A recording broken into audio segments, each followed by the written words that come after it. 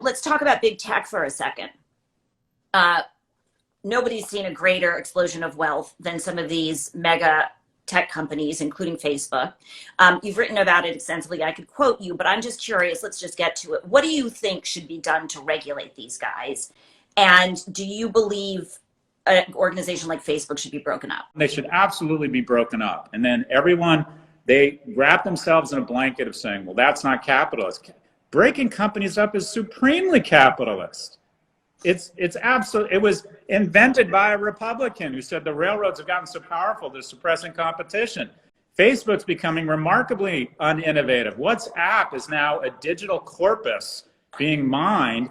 If WhatsApp was still an independent company, do you think they would have let Slack or Zoom emerge? WhatsApp, we'd be on WhatsApp right now instead of on Zoom. Anyways, it suppresses innovation. So you go in and you break them up. When we broke up AT&T into 7 companies, each of those 7 companies was worth more than the original AT&T. PayPal is worth 17 times what it was worth spun off from eBay. Shareholders do better. Tax base does better. The economy does better. More wages go up because there's more companies bidding for employees.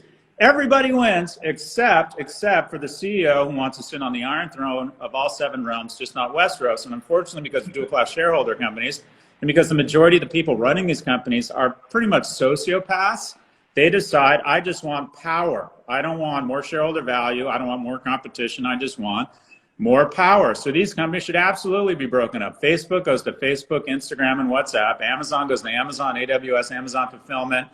And Google goes to Google, YouTube, and maybe some sort of double-click or ad tracking, or online advertising company. But these companies it'll unlock tremendous shareholder value. When we broke up AT&T, we got cell, we got data, we got fiber, we got optics, because they had no motivation to let these innovations out of Bell Labs when they controlled 80% of the long-distance market. When YouTube has a competitor, they might decide, you know what, we're going to get out of the business of radicalizing young men, just for the hell of it. When you talk to people in the business about this, they'll say each of those has such market dominance, there still won't be space for insurgents. They're still going to control the playing field. And so breaking it up just leads to inefficiencies, blah, blah, blah. That's just bullshit.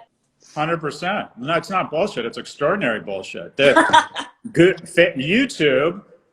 YouTube gets spun. In their first corporate strategy meeting offsite, they go, you know what? We're really good at search, YouTube. We're going to go into text-based search. And then in the first corporate strategy meeting at Google, who has their own shareholders that want their own house in the Hamptons, you know what? We're really good at video. Let's start Google Tube. Overnight, there's 2 competitors, and they each have to lower their rents. Google and Facebook are no longer features. They're no longer services. There's something every organization in America has to use. So what does it mean? They're not services. They're not private companies. They're taxes. The greatest tax break for small and medium-sized companies across America will be to break up Google and Facebook